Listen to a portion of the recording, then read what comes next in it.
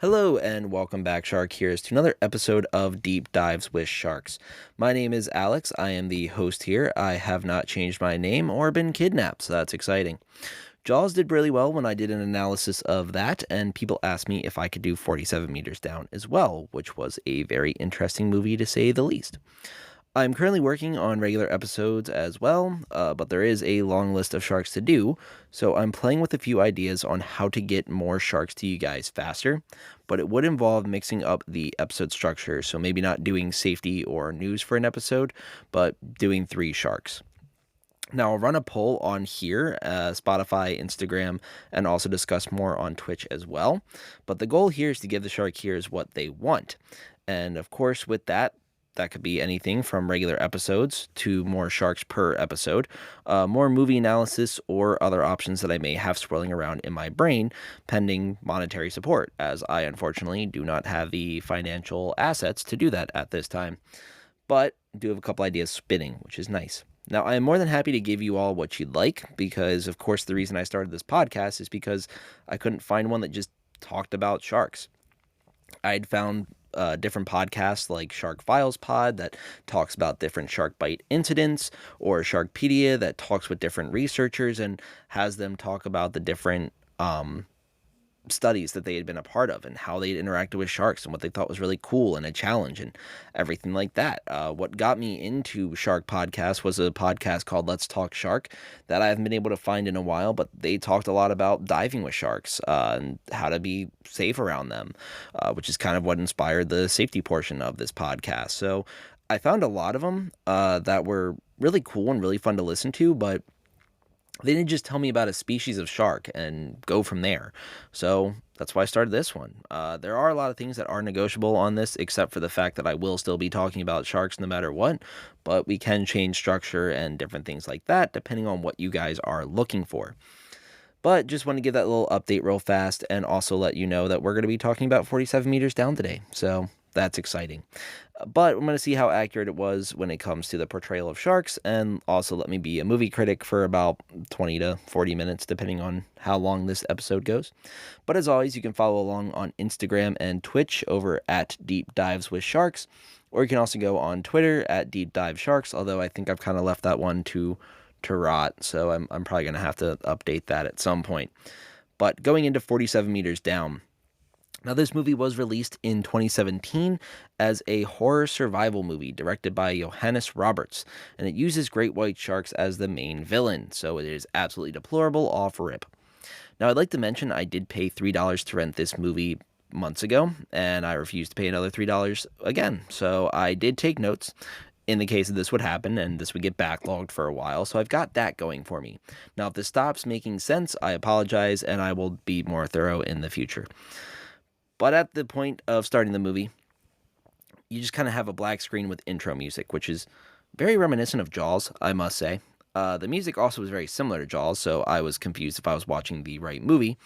And then they decided to pop up Harvey Weinstein's gross name on the screen, and that was just bad. I did not like that. So, yeah, gonna have to do a lot to win me back. Now, during the first interactions of the movie, we get to meet our protagonists, or main characters, Kate and Lisa. Now, these two are sisters, but they have -7 sibling powers, which is a tongue twister I did not mean to give myself. But Kate could not pick up that Lisa is feeling upset, and or telling her that recently her husband, boyfriend, significant other had left her. So clearly, Lisa's having some high emotions, and high emotions can often lead to bad decisions, which is social workery and also foreshadowing. But some locals popped up and decided they're going to be like, hey, so we're in Mexico. You want to go cage dive with sharks? And Lisa's like, yeah, seems pretty sketchy. We're all right. We're not going to do that. To which Kate replies by calling her boring, which Lisa had literally just mentioned that her boyfriend, husband, significant other left her because she is boring, which was rather manipulative. And when I say quite literally, I mean within the last 5 minutes. It wasn't even like they cut and there was like a big elapse of time. She's like, oh my God, you're so boring. And it's like, weird. That's what my ex said. Anyway, that rubbed me the wrong way. I was annoyed about that. But they've also never gone cage diving. And if someone random comes up to you offering to go cage diving for pretty cheap and you're not near a boat, the math is not mathing in this moment. So I say abort mission. That's just a bad idea. It's pretty sketchy, especially since they're staying on a resort, which most likely had activities such as snorkeling and diving that were probably a lot less likely to get you killed. Just a thought. Also foreshadowing. Did I say they get killed? They might. They might not. You'll have to watch the movie and or listen to the rest of this to find out. But we get to the next day when they're going cage diving, and the girls are taking a sketchy small boat ride to an even sketchier rusted out boat, which it doesn't look like this thing should be floating, which is probably why they had to go on a smaller boat to get there, because it's just stuck. But they show a massive cage on the boat as well, which looks rather rusted too, par for the course. And I'm also not convinced that boat would be able to pull that cage, but I'm not a boat or cage expert, so that's a lot of speculation, but kind of just a numbers guess. I don't think that boat would either be floating or be able to pull that cage anywhere. Now, before the cage is in the water, you see some of the crew chumming the water, which is usually done in better ways than they're doing in the movie. What I've seen on TV or documentaries is usually a fish head or a chumsicle that helps with controlled distribution and is done enough to get sharks curious and to come closer, but it's not painting the ocean red to send the sharks into a frenzy or bring out potentially aggressive behaviors. They're just trying to get them curious, not get them to attack those in the cage. Now, before they even get in the cage, one of the girls, I'm assuming Lisa, I forgot to write down who it was, begins panicking. And instead of actually like using calming techniques to be like, no, you're gonna be good, like everything's fine, like just deep breaths, you're gonna be there, we're gonna get you back out, you're gonna be good. Instead, someone comes up to her and goes, you got to calm down right now because sharks can sense you 5 miles away. That is an untrue fact. That is just not true at all. It's not even a fact. It's fiction. Sharks can sense many things from a distance away. They also can detect a drop of blood in an Olympic-sized swimming pool. Of course, if that Olympic-sized swimming pool was empty. So, they can sense things from far away, but maybe not as far as we've hyped up. They usually can sense things a little over half a mile, or a couple football fields, since Americans will measure in everything besides the metric system. Another issue I have with this setup is that many dive cages I've seen have some type of buoy on them to help keep the cage upright, but also help alleviate some of the weight off the winch. Now, it doesn't alleviate a whole lot, but it does take a little bit. Now, this cage does not have a single buoy on it, so it should not be sitting upright. It should be completely sideways. And also, it's no surprise to me that this whole stupid cage has decided to break and go down to the bottom of the ocean. It was just going on an adventure. Now, they're also foreshadowing that air is going to be a problem because before they even get into the cage, they're telling them about the air and what to watch for. So they mention the air on the boat, in the cage, when another group goes, about 9,876 times. Yeah, so air is going to be one of the deciding factors of this already. We can tell. That's good. Now, of course, when the cable does snap, which is not really a spoiler when the title of the movie is 47 meters down, but instantly all you hear is them going, oh my gosh, the air. Do we have enough air? What's your air at? My air's at this. Do they know about our air? How are you breathing right now? Do we have air? Is our tanks going to work this deep with our air? You kind of get real sick of hearing about the air by like a half an hour into the movie. I don't care about your air anymore. You just keep yelling about it. Which also, if you're trying to calm yourself down, breathe a little bit. Deep breaths. It's going to calm you down. You're going to use less air as well because you're not going to be short breathing so much that you're just kind of sucking in more carbon dioxide. But, just a thought. But they're screaming away all their air currently because they're not breathing it in. They're just going, our air, which, great, Now, I do also believe that boats have some sort of failsafe to ensure that they don't drop the cage. Because I feel like that'd be huge news if that happened. And I feel like there has to have been a time or two where a winch or something breaks down.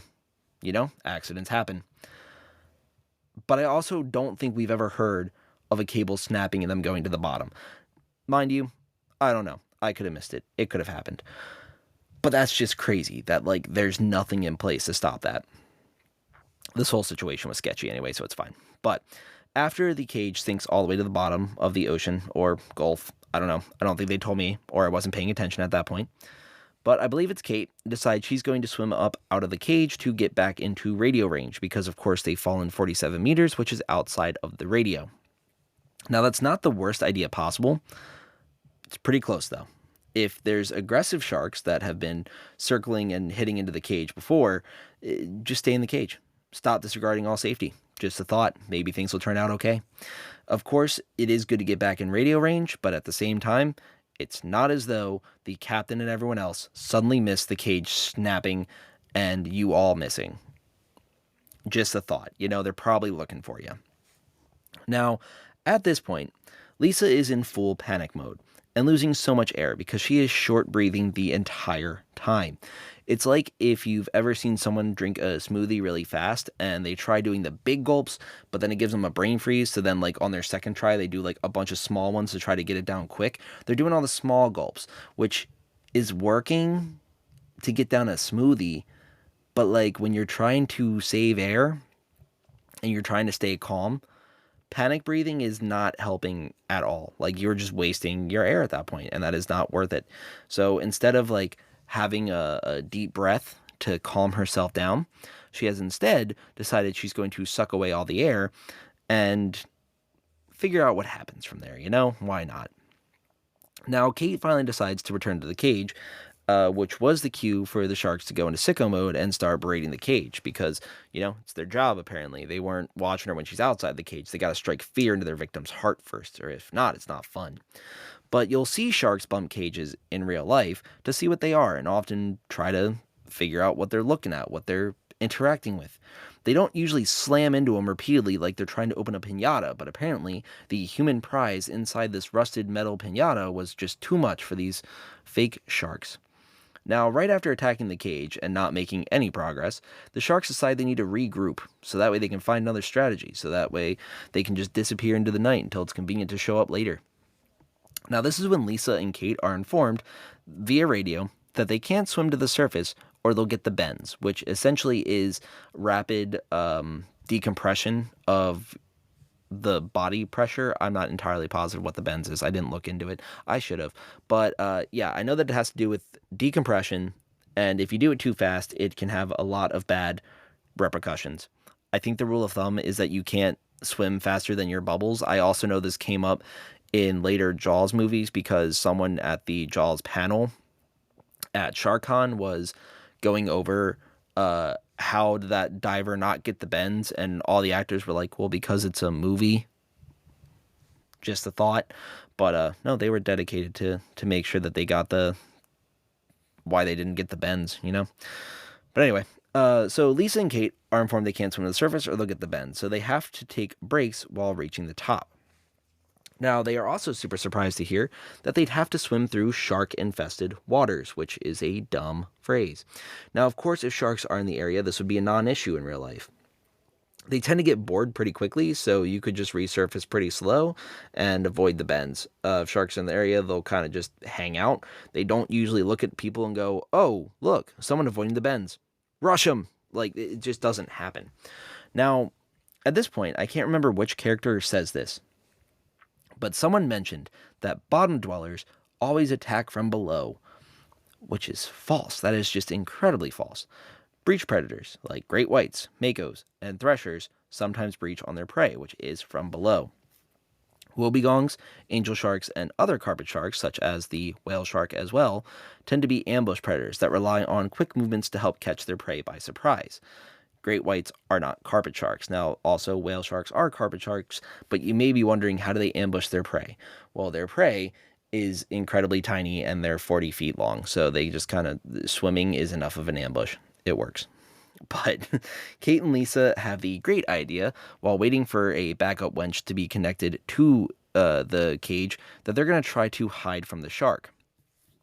Now, for some of you who very much enjoy sharks, you'll know that ampullae of Lorenzini exist, and they help to detect electronic pulses, like a human heartbeat, or a human swimming, or a fish swimming, or anything moving in the water.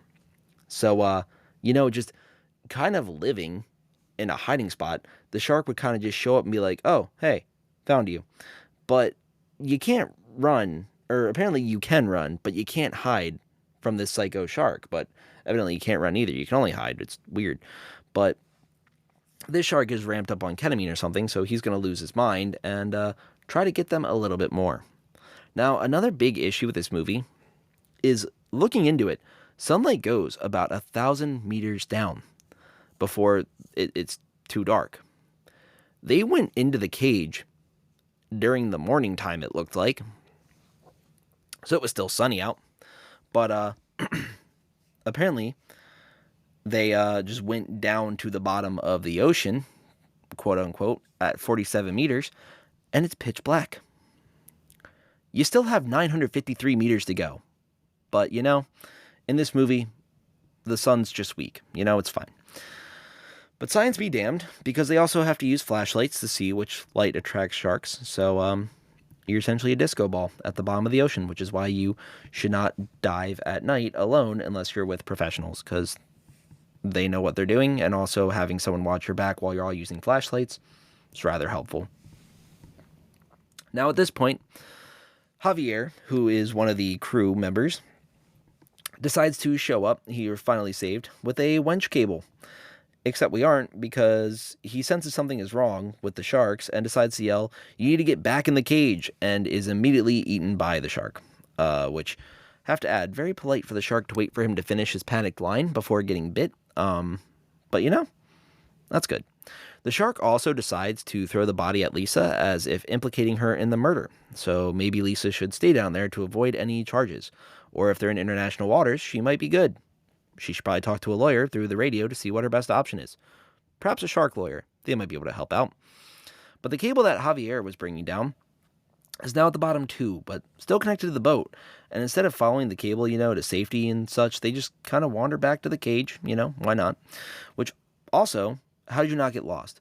They can't see, and they're running out of air and doing the most. Let's be real. But they're kind of just down in an unfamiliar area.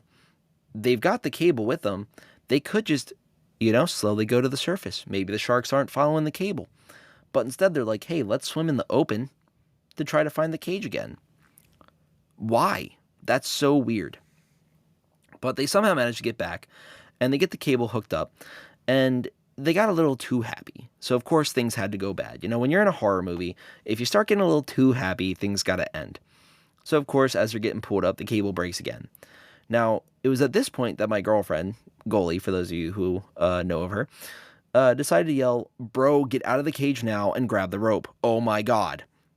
Which was a very accurate sentiment, I have to add at this point, because at this point, you're halfway there. They were back up, they were moving. The cage is pretty much open. Just get out and follow the rope. But when it snaps, they're like, "Oh dear, we're stuck again." Terrible. It's like any good decision they could make, it's like they just kind of looked at an option that said, make the good decision, and the word no, and they just kept hitting the word no over and over again just to see what would happen. And, a lot of this was avoidable. That's all I can say. But it's at this point that Captain Shady McCornercutter decides he should now alert the Coast Guard. I'd like to point out, it's been a while since they've been down there. And just now we're alerting the Coast Guard. Quint would be so ashamed. Just, that's all I can say. Quint did not die for this. My God. Now, they figure to buy some time, they're going to drop some air tanks down to Kate and Lisa, but warn that they could go into nitrogen narcosis, which is a wildly cool sounding thing that basically means they'll go loopy because there's too much nitrogen in the tank, but the whole science behind it. But when grabbing the oxygen tanks and returning to the cage because they fell a little bit away, Kate had to be the one to go get it because at this point, Lisa's leg has somehow been pinned by the cage when it fell back on the bottom. So now Lisa is stuck in the cage. She does not have a choice.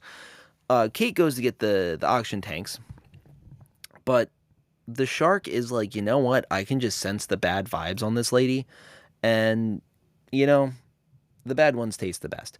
So he just goes ahead and eats her, which this is, of course, supposed to be like the big heartbreaking moment in the movie. And it's supposed to be sad and horrifying, but like I really had no reason to root for her. Like she was a jerk the entire time, and her death shouldn't be celebrated. But also, this whole thing is her fault. Like Lisa did not want to be here. You called her boring after she got left for being boring. She didn't deserve to die, but definitely deserved to get like kicked in the shin repeatedly. You know, like when the cage falls, like it should have like bumped her uncomfortably. And now like her elbow hurts for the rest of the movie or something like that. You know, like something that's like not death, but at the same time, like you deserve to be minorly inconvenienced. All right. Now, if I had just watched my sister die at the fins of my favorite animal while I'm trapped under a cage, I'm calling it. That's GG's. That good fight. I did what I did. I tried my best, but at this point, I'm out of fight. Like there is just that is a gut punch. I don't think I'd be able to recover from.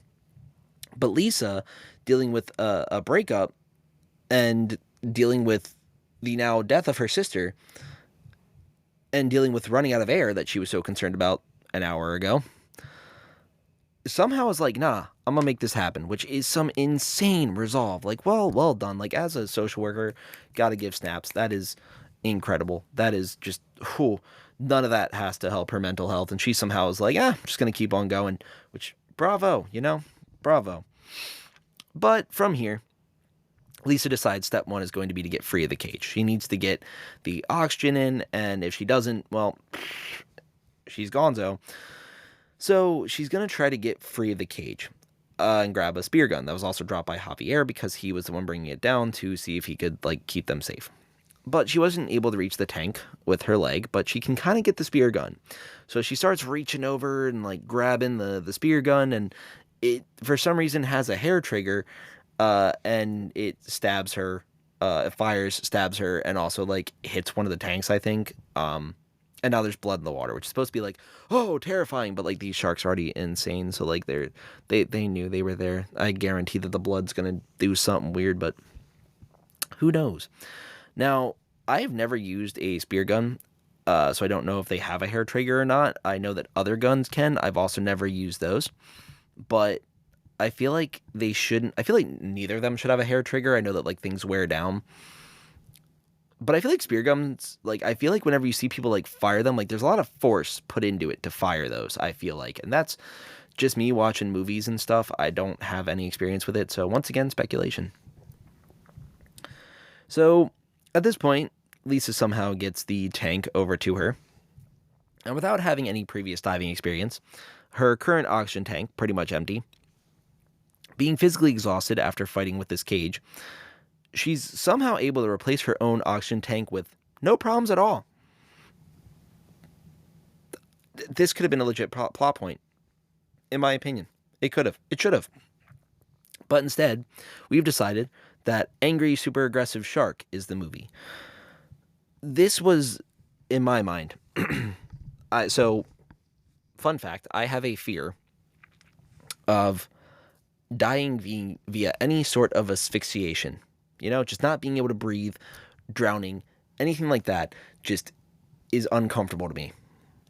So this movie could have been one of the scariest movies I've ever seen without having sharks in it. Just straight up have someone who's afraid of deep water, put them in a cage, have the cage fall, have them be running out of air, and that alone, right there, like have them have to survive and get help without air. That right there, great movie in my opinion. You've got so much to work off of. Now, a movie where shark is enemy number one, air is a background problem, but shark will be the persistent problem. Why? Why? Like, there's so many more real life applications they could have thrown into this, but instead we're like, ooh, shark, scary. Anyway, but so they pretty much just went with sharks bite things and call it a movie. Anyway, so at this point, Lisa's got the new tank in, and we're dealing with everything that's happened. She's like, so she tries like to be calm and be like, I just need to keep surviving. And then she magically hears Kate over the radio, which makes her believe she's alive. But I was sitting on the couch, and because everything that they have made a big deal of up to this point has been a problem, I instantly was like, it's going to be nitrogen narcosis. She is not alive. She is going to be just absolutely hallucinating this. And Kate essentially just tells her that she needs to free herself. Now, mind you, she is still free, stuck under the cage. Now, rather than using the spear that she shot at herself, but is still within reach, or any coral, or trying to use any sort of leverage, Lisa, in her glorious genius, decides it's a better idea to push down on the cage, essentially crushing her leg more. Physics do not exist in her brain. But when that doesn't work, she decides, his legs had a good run. His cage is rusty as all get out. But what works great with making sure that you don't lose a limb? Salt water. So I'm going to get just the most aggressive wound on my shin by just pulling my leg out from underneath this rusty cage, which my brain immediately went to when I used to play soccer, and I would get turf burn from time to time, which any athlete has probably gotten turf burn at some point or another. That hurts a lot. But now imagine you've got turf burn from a rusty cage and you're in salt water. So there's literally salt in the wound. And this scene made me make the most guttural, involuntary noise that you can imagine. Because, oh my goodness, that was horrendous. No, I did not need that. See, this is what I mean when I say that this movie could have done so much better in like the horror like scene of it. Like that scene, great portrayal of like the uncomfortableness that you want from a horror movie. That was fantastic. The air thing versus a shark. Anyway, I'm not going to go back to harp on that. But anyway, now I am being a little nitpicky with this next point here, but the entire time she keeps bleeding at very inconsistent rates. Like one scene she's like pretty much done bleeding, and the next scene the water is red because she's bleeding so profusely. She should have either bled out or not by now. Now, mind you, I do remember the nitrogen narcosis, like none of this means anything at this point, but like still, like could you at least have it be like a little bit like you see a little red here and there, not like everything's red tinted 1 minute and the next minute everything's fine. But she's finally free, and she begins to swim to the surface. Bends be damned. And she gets bitten by the shark at the surface. Now, this was probably the most realistic bite, at first at least, because it got her leg, which can happen, usually in the case of mistaken identity. But then she tries holding her for ransom, because she's just like, I don't know, he's like thrashing her around and like fighting her. I'm like, she's not gonna spill your secrets, bro. Like, I know you tried implicating her in Javier's murder, but like, I don't know. Like, do you think she's gonna go tell people the shark did it? Like, what do you think they're gonna think? Like, she's suddenly bit people? That's weird. But anyway, God knows why. But she gets free and is so excited to be back there and safe with her sister. But of course, spoiler alert, it was in fact nitrogen narcosis. She's still at the bottom of the ocean. But the Coast Guard is here, and they're here to save her. Thank God. Because that means the movie's over. Holy smokes, I was so glad that this movie was done. It like I said, there were so many moments that this movie could have gone in a direction, and I feel it would have been so much better. Now, I'm also not a director, so maybe I'm wrong. But when it comes to realism of sharks in this movie, you'd be crazy to think I'm about to say it's realistic. This portrayed sharks as murdering machines that hate humans, the ocean, and of course, the fish around them. Sunlight, boats, oxygen tanks, and people named Lisa, Kate, and Javier to be exact.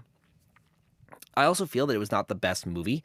I've seen this, but it's just like the movie critic in me, and also the movie critics in real life, as they only gave this a 5 out of 10 stars on Rotten Tomatoes and IMDb, so not a great score. There's definitely been worse scores, but the score is higher than any movie I've made, so I've made 0, so it's not really tight competition. They did better than I did on any movie. But as I mentioned, if they would have gone in more of a direction of This incident occurred where two people are stuck at the bottom of the ocean in a cage. It's low light. They're thousands of meters down. So if they want to be more realistic, they're still light, but it's still hard to see what's going on around you because that's another thing why I think they made it dark is because they wanted to make it so that way you couldn't see the sharks like swimming around them and things like that. But I feel like just the blueness of the ocean when you're out there is more what would get me than just the pitch black. Now, mind you, pitch black also scary, but when you're in a horror movie, you almost expect it to be pitch black. I think it'd be almost scarier if it was blue, but it was just a blue ocean. But anyway, if they would have gone with that, plus them running out of air, trying to figure out how they're going to survive with that, figuring out how they're going to get back, avoiding the bends, and like having just the slew of incidents that could have continued to occur minus the sharks, I feel like it could have been decent. But then again, you also need a driving factor, which you'd have to have the factor X, which they use sharks for factor X, and I don't even know what I would use for factor X. I'll think about it and get back to you. But if anything, I did find some scenes entertaining. I did have to hear Lisa say, "Did you hear that, Kate?" 18 million times. I feel like she was an NPC almost. I feel like the writing was a little bit lazy with Lisa's character. I feel like anytime anything happened, she was immediately yelling, "Did you hear that? My air." Just kind of repeating the same couple lines over and over again, and it quite literally felt like she was a Skyrim NPC. And I just kept bumping into her while running through Whiterun. Like, it just didn't make sense. Uh, it just, I don't get it. But I do feel like this movie could have been better. I feel like if anyone out there is trying to write a movie about an ocean horror or something like that, using the shark as a villain is not a terrible idea. I feel like you could start with a shark bite or something like that, but like a small one, because I think too that like having that be a factor, like of getting bitten by a shark, could be a fear. I mean, it's a real thing that can happen.